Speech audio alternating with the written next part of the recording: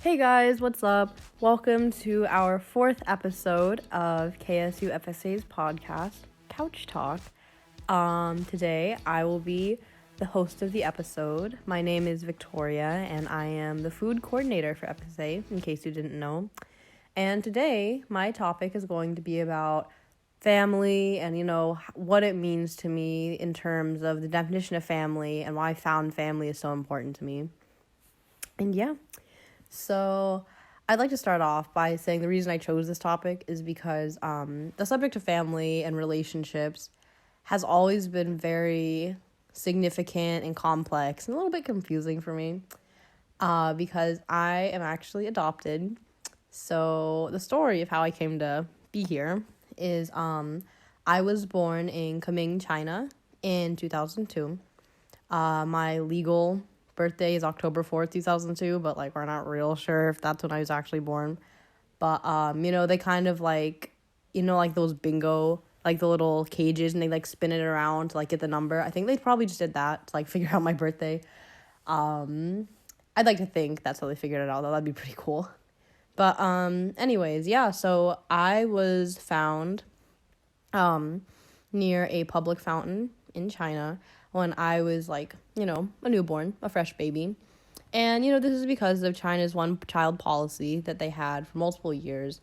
And it just made it really difficult for families to have, more than one child, obviously. And especially if that child was a girl, then that made it a lot more difficult. And just really it led to a lot of Chinese girls being abandoned or killed or generally less favorable than boys when they were born into families. And I am the product of a one-child policy, and as is my adopted sister, but we can get to that in a second. But anyways, so, I was just vibing in this orphanage for I think it was a year and a half of my life. And so I guess that would have made me 18 months old. And my parents actually, my adoptive parents, they have lived in Georgia their whole lives, right? And the church that they go to, they were talking about international adoption, specifically in China and in the Ukraine, and, stuff like that. And the day that they had been talking about that during the church service was actually after just a long series of my adoptive parents trying to naturally have children, but they weren't able to. And so when they went to church that day and they heard that message, they just, they felt like it was a direct message for them, it was like a sign. And so they decided that they were going to adopt a child from China. And so they went through all these years of paperwork and all these different things to be able to adopt me because, the legal process is just very, long and complex and all these different things. But finally, when I was 1.5, they were able to come over to China and they adopted me and they brought me back to the United States. And, I've just been chilling here ever since. But yeah, so I was raised by them, my whole life, essentially. And I grew up in a white Christian household, in the South, because, we're in Georgia. And yeah, so that was my upbringing. And a few years later, we came to adopt my sister from a different part of China. So she's not my biological sister, but she's my adoptive sister. And we adopted her when I was 3 or 4. And yeah, she's just been vibing with us ever since too. And yeah, that's pretty much the story of my adoption at its core. I would definitely say I am incredibly grateful that I was adopted, because obviously I know that there are many other outcomes that could have occurred, with me being abandoned at birth and all. I could have, just all these different possibilities could have played out, and this is definitely, the one that I ended up in is definitely one I'm very grateful for, because, just so many other things could have happened, and, I really do have a very privileged life, but, it's always been a theme throughout my life, I guess, of me kind of having a little identity crisis, because, I am Chinese, I'm Asian, but, I was raised in this white household in the United States, And my parents never really, like, incorporated any aspects of Chinese/Asian culture into my upbringing, and never really, like, educated me about it or anything like that. And I mean, I think we actually went to, like, an adoption convention once when I was, like, super, super young. Like, all I remember from it is that they had, like, an arts and crafts table, and I, like, kind of took all of the arts and crafts and put them in my bag. And, like, the person in charge of, like, the station was like, hey, like, can I see what's in your bag, sweetie? And I was like, no, you can't. And she, like, peeked inside, and, like, all of the stuff was in there. And she's like, we're gonna have to ask you to put that back on the other table so the boys and girls can enjoy it as well. I was like, if you insist. But, yeah, I was kind of, that was a weird time in my life. But, you know, I was a child, so I don't know. Maybe I just thought they were all shiny, and so I just grabbed them and took them and ran. But anyways, yeah, growing up, I didn't really have a lot of education about, you know, Chinese culture, Asian culture as a whole. And I didn't really have, like, in the area that I grew up in, there weren't a lot of Asian kids or people in general, you know. And so it was a really confusing time because I had always known that, like, you know, obviously I'm adopted because I don't look like my parents at all. And, you know, that I'm Asian. And I'd always had, like, interest in Asian culture, but I just didn't really know, like, where to start or what to even look for, you know, because I'd never really been exposed to any Asian culture other than, like, you know, Panda Express. Like, you know, if even that. And so it was just a really, like, weird time for me growing up. And, like, whenever I would see an Asian person on TV, I would, like, go crazy because I'd be like, oh, my gosh, you know, like, this is my, like, they look like me, you know, they're Asian, they have, like, Asian culture. And, like, literally, like, the amount of times I watched Mulan as a child growing up because, like, she was Chinese, like, the amount of times I watched that growing up just because of, like, how, like, important it was to me at the time because that was, like, one of the sole pieces of representation I had. Really, like, it's crazy looking back now, but yeah, that was definitely a big part of my childhood. But anyways, it kind of carried on into my, like, elementary and middle school years. Like, whenever I would meet another Asian person, I would be like, oh, like, you're Asian too, like, that's crazy, bro, there's more of us out there. And so I would, like, really, like, cling to those, like, other Asian people I found. And so it's kind of funny, one of my, like, my first friendship groups I had in middle school, it was, like, me and one of my other friends who's also adopted from China and my Indonesian friend. And I was, like, so, like, over the moon about this because, like, this was my first group of, like, Asian friends I had ever had. And it was really meaningful to me. Like, I couldn't exactly figure out why at the time, but I just knew it was, like, oh, this is, you know, this is so exciting. This is so wild.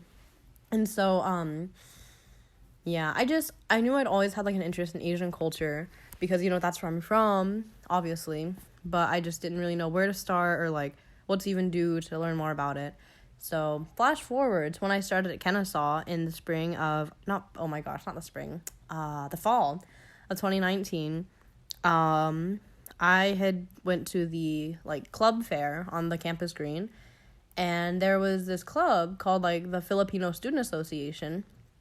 And they had advertised, like, a dance competition called DTJ that they did, and they got to go down to Florida and compete.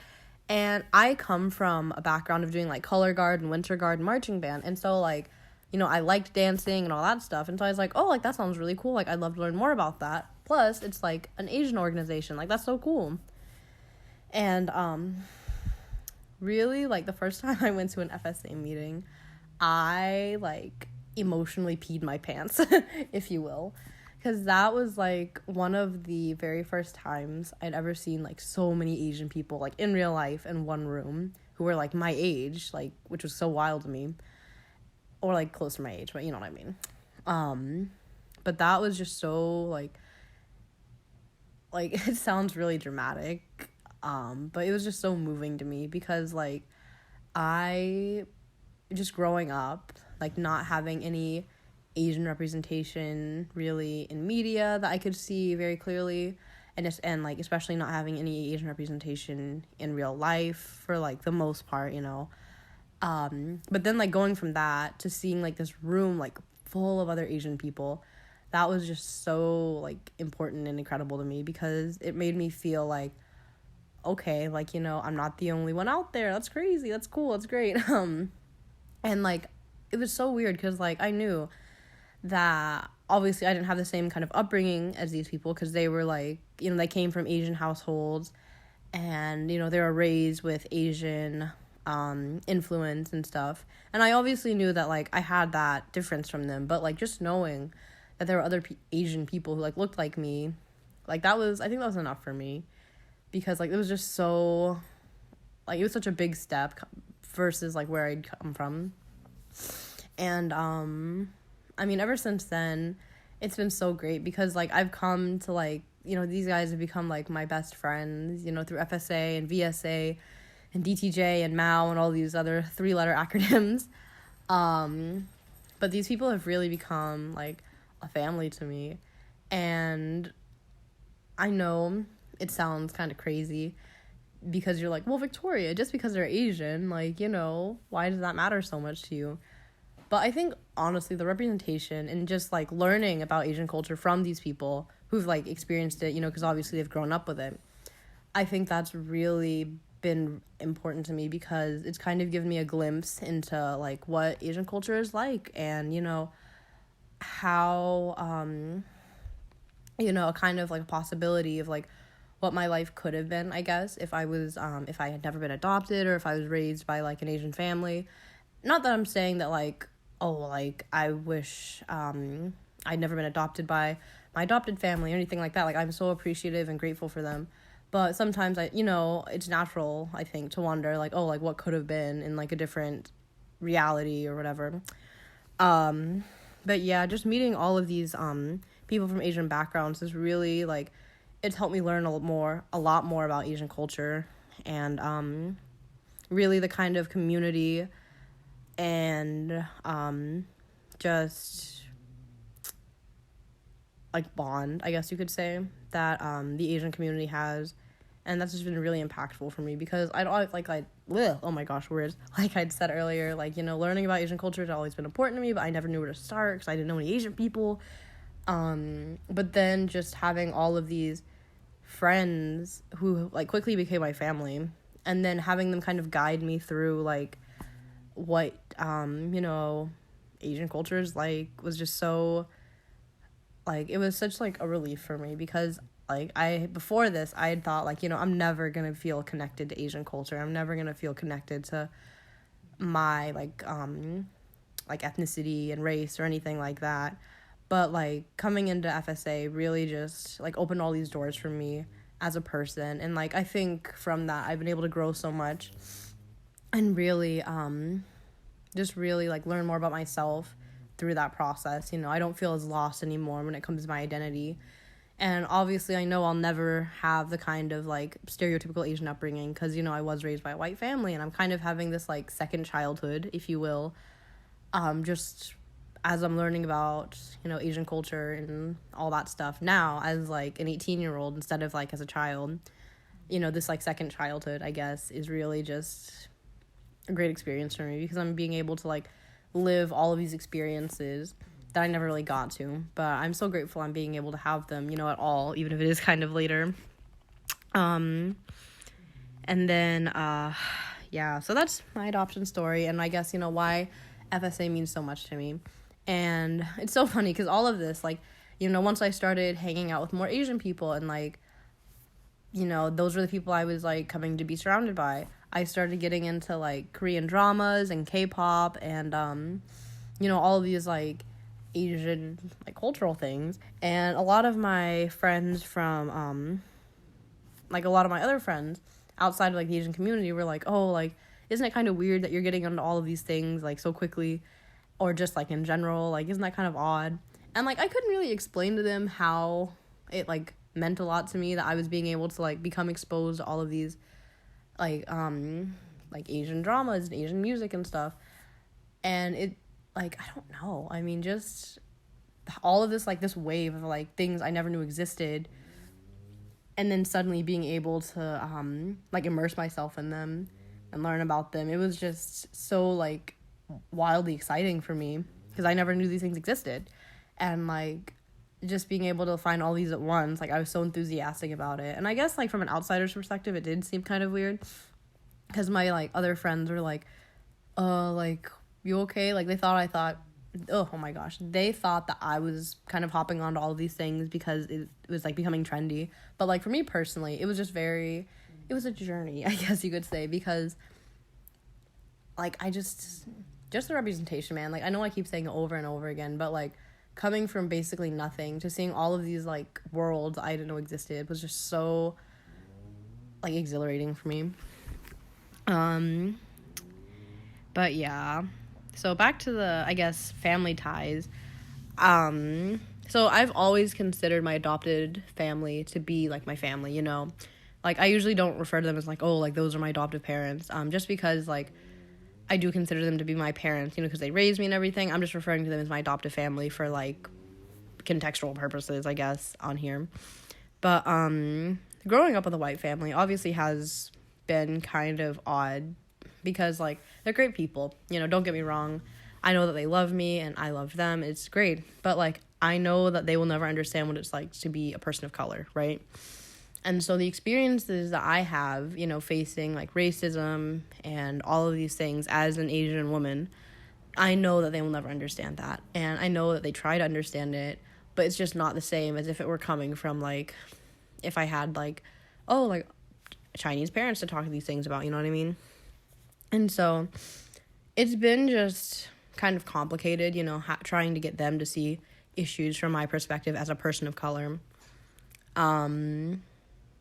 And so I think that's also why I cling so much to, like, the Asian community that I have found through FSA, because they're able to relate to these things that, like, I used to think I would never have anyone to be able to really understand. Like, oh my gosh, I remember this one time in elementary school, this kid, I was telling him, like, oh yeah, like, you know, my dog passed away, and he gave me this weird look, and he was like, the reason your dog is dead is because you ate her, isn't it? Because that's what you people do, you know, that's what Chinese people do, you eat your dogs.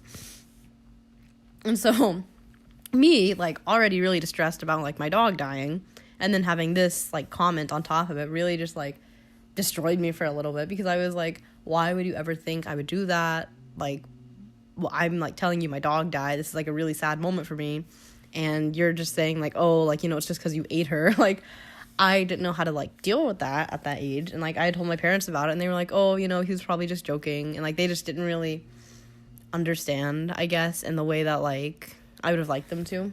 And then, like, when I tell this to my other, like, friends who I've met who are Asian, they'll, like, kind of tell me how they've had similar experiences and, like, similar, like, kind of comments about that stuff.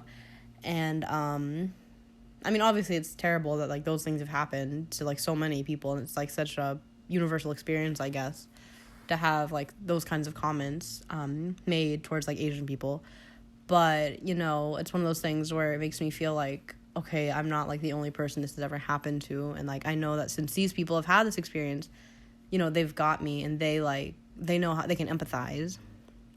And I think one of, like, the big themes I'd like to, like, draw from all of this is that, you know, I think that found family is just as important as the family that, like, raises you, you know what I mean? Or, like, your immediate family, your biological family. I think found family can definitely be, like, at the same level of significance, or maybe even at a higher one than those people you would, like, typically consider to be your family. Just because, like, obviously, like, me coming from my, like, adopted background, I never had the typical family situation to begin with. And so my perception of family, like, the definition of it has always been kind of different than everyone else's. But now, like, me being able to find an Asian community has really just made me, like, expand my definition of family even more. And I mean, obviously, just because these people aren't related to me, like, by blood, like, they still mean so much to me. And I consider them to be, like, some of the closest people in my life. Because I think it's always been that way, you know, because even though my adoptive family isn't connected to me by blood, they're, you know, they've always been some of the closest people in my life. And so I think maybe being adopted has helped me, like, broaden my horizon of what, like, family members are to me, you know. But yeah, I just think overall in general, like friends or, just people you meet can be so impactful to you. And like the things that they can give to you and share with you and like the connections you can make are just, they can be so strong. And I don't think that we should like diminish them just because, oh, you're not part of my like blood family. But yeah, I think it's okay that like sometimes friendships can be more valuable to you than like your blood family relations, just because just because they're like related to you technically doesn't mean they have to have greater significance than like these people who you've shared like some of your deepest secrets with and your deepest moments with in life, but yeah. And then like another thing that I think is really interesting is, so like there's this Facebook group called like Subtle Asian Traits, right? And most people, it's like pretty popular, but there's like a subgroup called Subtle Asian Adoptee Traits, and it's all of this this community of Asian people who've been adopted, a lot of them by like white families. And when I found that group, I like that was a lot for me, because so many other adopted people who were in the same kind of similar situation as me, who'd been adopted by white families, all kind of had the same feeling of like, oh, like I'm glad I was adopted, but also like when I was growing up, I didn't have a lot of knowledge of Asian culture or anything like that. And like when I saw that so many other people had the kind of feelings growing up that I did, it was very like, I know I keep saying this, but like I just felt like I wasn't so alone anymore, and that I wasn't the only one with these like feelings or thoughts. And like it made me feel like more normal, I guess, because like all this time I had thought like, oh, whenever I had a thought of like, I wish I knew more about Asian culture or something like that, I always was like, oh, like Victoria, you're just being like a poser, you weren't raised Asian, so like why do you have these like feelings to learn more about Asian culture? And like, oh, Victoria, you're being ungrateful for what you have, or something like that. But like seeing all these other people in the same boat as me, I guess, just really made me feel like more normal, and that I wasn't alone, and that like these are other experiences that like people also had. And so that group has been really, really important to me, just because it's made me feel more understood in my like position that I'm in, I guess, and like less like an imposter, because like that's another feeling that I've always kind of had, is like, even though I am ethnically like Chinese, and like my race like that I check off on like the SAT is Asian, I was like raised in like a white like family and stuff. And so I've always had the weird feeling of like, oh, well, like if I try to explore like Asian culture, I'm gonna feel like an imposter, because that's not how I was raised. And like it was just this weird disconnect. But now I don't really feel that as much anymore, because I mean I am like ethnically Chinese, like my race is Asian, and even though I wasn't raised in that kind of culture, that's still like my history and my ancestry and all that stuff, and like that's where I'm from, that's where I was born. And so I'm still really coming more to terms of being like okay with like wanting to have that desire to learn more about Asian culture, and I'm feeling less and less like an imposter, and that's been really nice. But yeah, it's just been a really like transformative experience, I think, this past year, just joining FSA and meeting all of these people from like the Filipino community, obviously, and like the Vietnamese community, the Chinese community, the like Cambodian community, like all these Asian communities. Like I've just found such great family within them, because they've really taken me under their wing and really shown me like, oh, this is how this like Asian culture does this thing, and they've just taught me so much about Asian culture and like what it means to be an Asian person. And I know like I am repeating myself a lot, and it sounds very cheesy and like kind of surface level, but just having the knowledge of all these things and learning from people who grew up authentically like with these things really has just made me feel more connected to my roots in a way that like no book or documentary really ever has, because like I feel like truly they are my family, because they've just really helped introduced me to this world that, like, I've always wanted to have entry to, but, like, I didn't even know where to start. And now I feel like I found a piece of myself that's really, like, I've been searching for and not just knowing where to even begin. And now, coming into FSA and just meeting all these Asian friends who have become my family has really just helped me feel a part of myself that had kind of been missing, I think. And now I have more confidence in who I am and, like, the kind of person I want to be. And, just knowing that, like, all of these people have me, they have my back, and they, they're my family. And knowing that they can relate to me in so many ways that, like, I never really had before, like, in the way that, like, my white family members couldn't really relate to me. I know that, like, the friends and family that I've met through FSA and, like, VSA and, like, MAO, DTJ, etc., I know that they've got me in a way that, like, no one really has ever been able to get me before. And I think that's why I place so much of my heart in these organizations, because, to me, they're not just, like, a club. They really have become kind of, like, this gate into, obviously, like, this new world, but also into, like, this group of people who really just, they understand me so much. And I'm just so grateful for it, because I think that if I hadn't found FSA and all these other groups, I'd still be very, I'd feel like an imposter for, like, having the feelings of wanting to, like, quote unquote, like, be more Asian or learn more about Asian culture. And I'd probably be a lot less confident in who I am, and I'd have a lot more just questions about my identity and who I am. But now I really think I've been able to grow so much as a person and have, like, the freedom and the comfort and safety to, like, explore these questions about myself and, like, my identity. And it's just really been relieving to me. But yeah, I guess just to kind of tie things together, I just want to say that, family isn't necessarily who you would traditionally think of as family. And, if your friends are your family, that's okay. And that's, like, equally as important, if not more important as, like, your blood ties. I mean, it's whoever you want it to be. Found family is so important because you get to choose. Like, there was this, I don't know who said it, but, like, there's this quote I see all the time that's, like, found family is so important because, unlike your blood relatives, you get to choose who you want to be your family, and, like, who has that, like, level of significance and importance in your life. And, so yeah, found family is just as important, if not more important, as your blood relatives.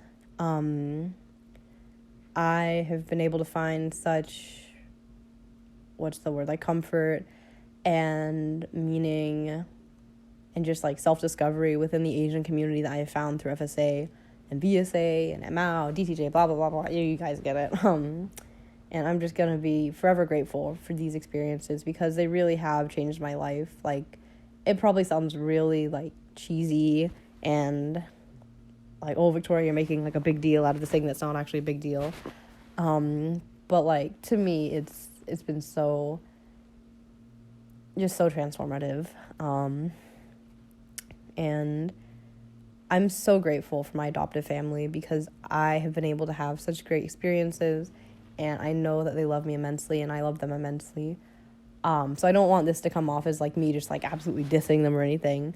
But I just think that it's so great that I'm able to have so many families in my life, and to know that so many people have me in all these different ways is just so, it really just makes me realize how loved I am and how I can fit into all of these different puzzles as, like, this, like, special little puzzle piece, and, I never really knew I could, like, fit in the way that I do, I guess, with my Asian pals, until I joined FSA and everything, and, now I do know that, and it's really changed my life, and yeah, it's just been a great ride, and I want to be able to give other people this feeling of community and family and like self-discovery that I was able to have, which is why I joined eBoard and why like I put my heart and soul in the FSA.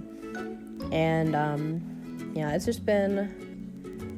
been truly amazing, and I'm so grateful.